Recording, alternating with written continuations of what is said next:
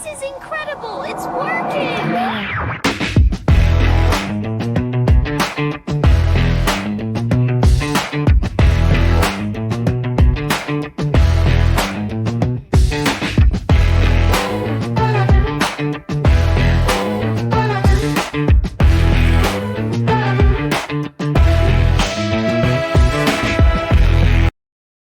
Alors j'ai réfléchi parce que j'ai plusieurs questions à vous poser sur le sport. En 1989, il y a eu beaucoup de choses.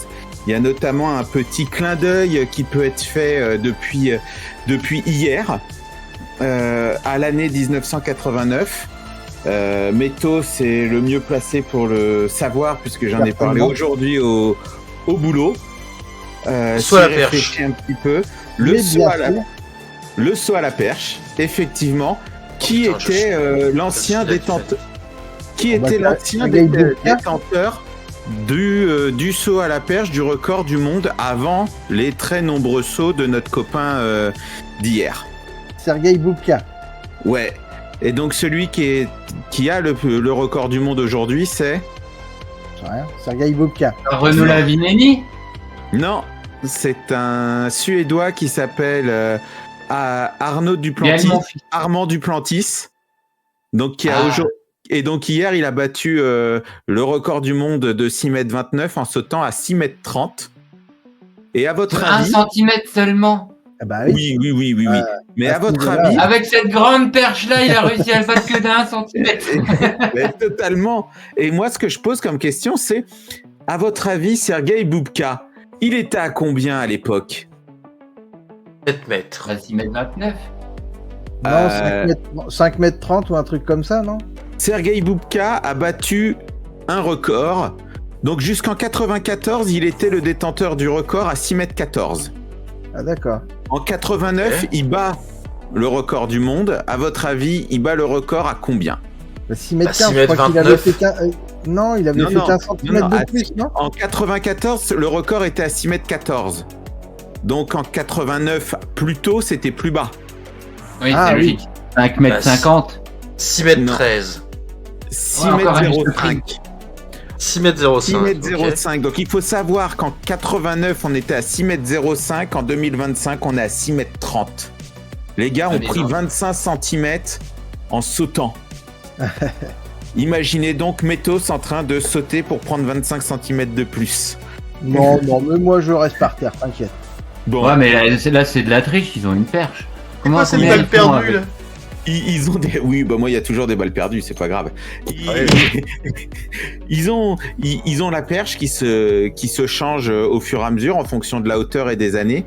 Donc tout laisse à penser que bah là maintenant Armand Duplantis va commencer à plancher sur de nouvelles perches pour pouvoir sauter encore plus haut.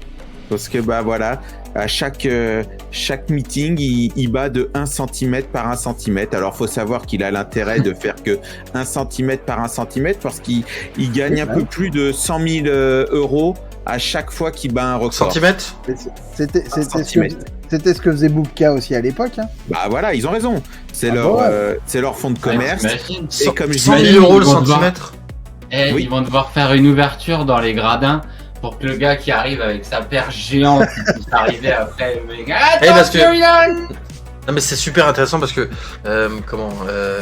c'est la question que j'avais, c'est de me dire mais pourquoi ils ont pas tout de suite commencé avec une perche de 7 mètres, tu vois? Parce que c'est quand même la taille de la perche qui permet d'aller plus haut, tu vois. Mais parce que physiquement, il faut que tu arrives avec une vitesse assez suffisante pour pouvoir créer la flexion sur la perche et pour pouvoir t'envoyer plus haut.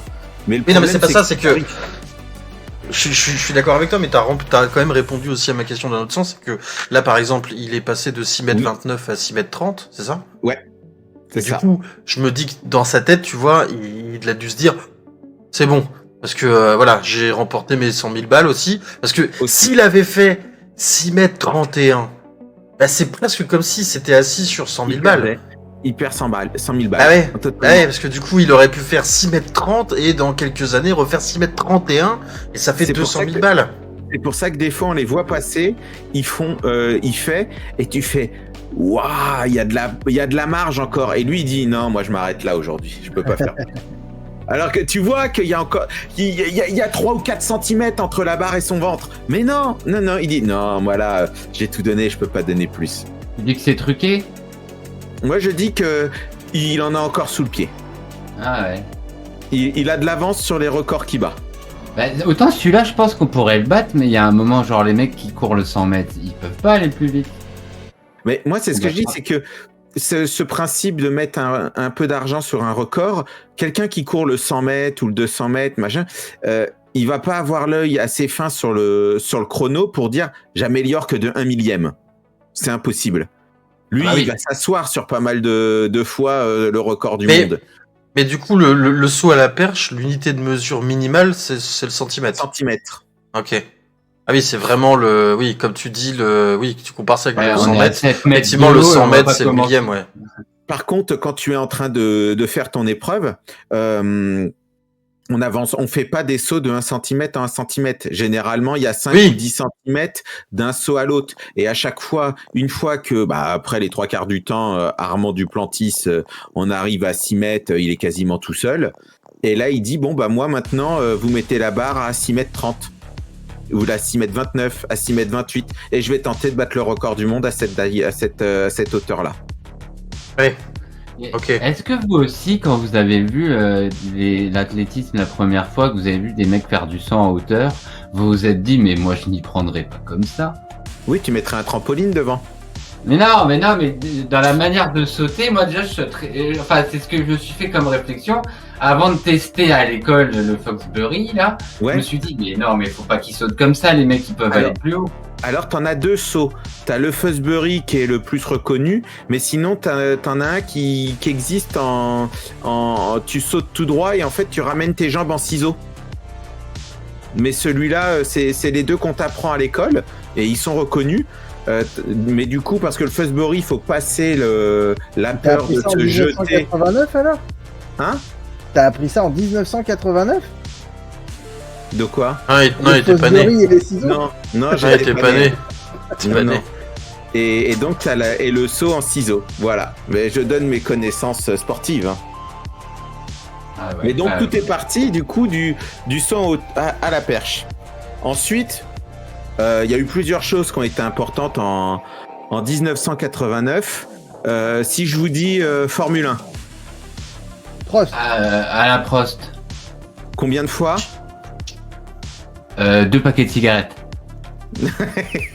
Non, c'était... Une chèvre et un coquelicot. Non, Alain Prost, c'était la 3e fois qu'il était champion du monde avec l'écurie McLaren Honda. Et c'est pour ça qu'il a fait le circuit TCR changement de fil à l'époque. Il y a un circuit TCR changement de fil qui est sorti spécial Prost. Et voilà. Donc, il a été un de nos plus grands pilotes de Formule 1 avec le plus de titres de champion du monde. Alors, pour aller avec la Formule 1, mais du coup, il y a des roues, mais il n'y a pas de moteur normalement. Je vais vous donner le Tour de France, qui a quand même été un des Tours de France le plus marquant. Ah oui. Ah, moi je sais pourquoi. Louison Bobet. Parce qu'Emeric a commencé à le dire tout à l'heure, et je me suis dit, putain, il est au courant. Oui. Est-ce que c'est parce que le gars, et on pensait tous que c'est le gars qui... Attends, j'essaie d'expliquer. En gros, il y a un gars, il était premier tout le long. On se dit un Français en plus. C'est quoi son nom encore du Français? Laurent Fignon. Et Fignon, il était premier tout le long. Il avait 20 minutes d'avance ou je sais pas combien. Et tout le monde se dit, c'était la dernière étape. C'est sûr, il va gagner et tout. Et lui, ça faisait des jours qu'il avait mal aux couilles. Et là, c'était intenable. Il avait vraiment mal aux couilles. Et l'autre, il avait un meilleur vélo en plus. Et du coup, au final, il a perdu alors que tout le monde était persuadé qu'il allait gagner. Et même lui, il faisait le malin avant, tout le monde était sûr. Et il est arrivé, ça s'est joué à quelques secondes parce qu'en fait, vu que l'autre était déjà passé la ligne d'arrivée, il fallait que lui, il arrive le plus vite possible pour essayer de garder son maillot. Et au moment où il arrive, ça faisait dans 5, 3, 2, 1... Et hop, et ça 0, et il est passé qu'après, et il tombe, et puis il fait « J'avais mal aux couilles! J'avais trop mal aux couilles !» Et donc il perd contre Greg LeMond, un Américain, et pour 8 secondes d'écart sur tout le Tour de France. Donc ouais. Ah, donc ça, Voilà, c'est couillu comme histoire. Et Ouais, donc, c'est les couilles, surtout. voilà. Donc là, j'étais parti sur 8 secondes parce que je me dis, c'est petit, c'est pas beaucoup, c'est pas grand-chose. Et je me suis dit, qu'est-ce qui est petit, pas grand-chose. Et là, du coup, je me suis dit, tiens, je vais aller Si jamais regarder. tu dis moi, je te frappe. Et non, j'ai rebondi et j'ai été chercher Oui, bah toujours, moi aussi. au niveau du tennis. Il y a le célèbre tournoi Roland-Garros. Mhm. Et bah, qui est le plus jeune vainqueur masculin de Roland-Garros? Teddy Riner. Agassi, non? Donc, nous sommes en tennis. Ah, Et non, ce n'est pas Nadal. Yannick Noah. Non, Non. c'est le seul français, Yannick Noah. Agassi, non? J'ai dit Agassi, Non. moi. Non, c'est pas lui? Mon fils. Sampras. Non, c'est quelqu'un que je connaissais pas plus que ça. Michael sœur. Chang. Ah oui! Ah si, je le connais lui, c'est un de Mais ceux oui. que j'ai su beaucoup. Il a gagné Roland-Garros à 17 ans. Mais oui, et c'est celui qui servait à la cuillère. Oui, Voilà. 89? Ah lui, il était rigolo lui. Non, je Oui. suis pas sûr que ce soit en 89, mais dans un autre de Bah, ses en matchs, tout il cas, a gagné. Il a gagné en servant à la à cuillère. la cuillère. Voilà. Et donc, c'est celui qui a gagné qui est le plus jeune vainqueur de Roland-Garros masculin. Parce que son Après, je crois adversaire qu'il gagnait. savait pas relancer il était pas capable de relancer en fait les balles quand elles étaient servies à la cuillère. Le mec était tellement déstabilisé qu'il a perdu son match à cause de ça. Parce qu'en plus, il gagnait au départ, de mémoire. Et en fait, Chang a dit, bah A non, je retourné. vais changer totalement le truc. Hop, il a retourné le machin et puis voilà. Mais je crois que C'était- c'est comment elle s'appelait? T'avais une tenniswoman qui avait fait ça aussi juste avant. Ah, c'est possible, voilà. Après, j'aurais pas toutes les L'espagnole, connaissances. je crois. Ah, je sais plus. Ouais, pas mal. Mais il me semble, de ma petite connaissance tennistique, que Michael Chang après il gagnait plus beaucoup parce que je crois qu'il Oui. se faisait même battre par Cédric Pioline et Oui. c'est rare. Ah là, c'est une référence, Pionnier. Pioline, ah mais je le regardais tout le temps hein, à la Donc- télé quand j'étais petit. Voilà. Donc, du coup, voilà. Et puis, de la terre battue, on va passer au gazon. Ah, ça, C'est du quand foot. même Le important de passer au football. Ouais, bah voilà. Et Il y a juste pas de pour temps, savoir, est-ce que Le vous sport savez noir. qui a été champion de France et qui a gagné la Coupe de France en 1989? Ah, et s'il sourit, c'est que c'est l'OM. C'était déjà l'OM. C'était déjà l'OM en 89. C'est Metz. C'était déjà l'OM. Voilà. Enfin, c'était l'OM. Depuis, ça a un peu beaucoup changé. Et donc, du coup, pour faire tout ça, je vous propose un petit partage C'est quand même d'écran. dommage. Vous trouvez pas qu'ils ont été durs avec Tapi là pour Si une c'est- malheureuse affaire de match truqué, franchement. Bilstro, si c'est une vidéo YouTube, envoie le lien plutôt à. Non, à c'est pas une vidéo YouTube, j'ai fait ma chanson. Ah, ouais,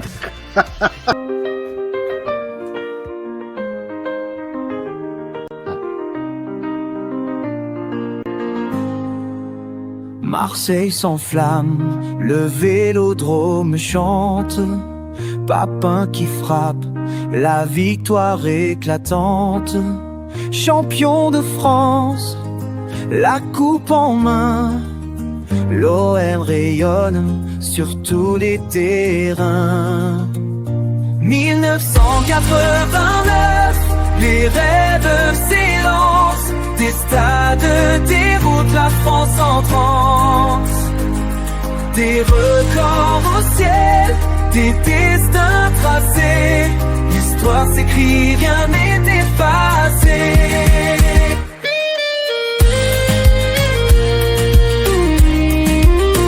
Jean 17 ans, la balle qui vole, Hébert s'incline, Paris s'affole. La jeunesse frappe, la terre résonne. Un champion naît, la gloire l'emprisonne. Oui, seconde bombe, le monde vainqueur. Finon s'efface, le cœur en sueur. Un tour légendaire, cruel destin. Les larmes se mêlent aux applaudissements. 1989,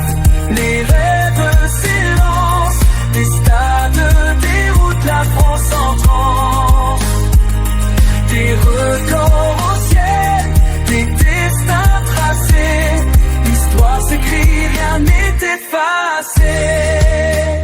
Pro sur la piste, la machine rugit. Senna s'incline, le titre est acquis.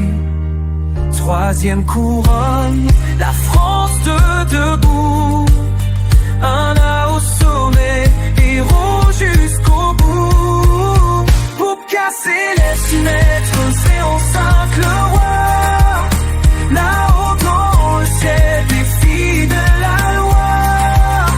Puis vient du plantis, 6 mètres 30 au matin. L'homme oiseau prolonge ce chemin.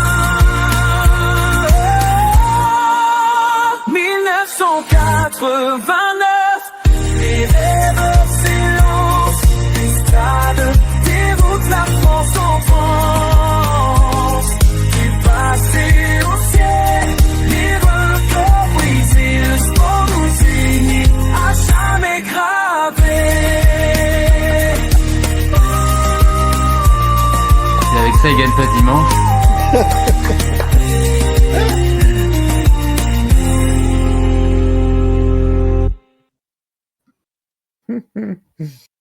Bravo, bravo, bravo. Ouais, tu vas les faire gagner là.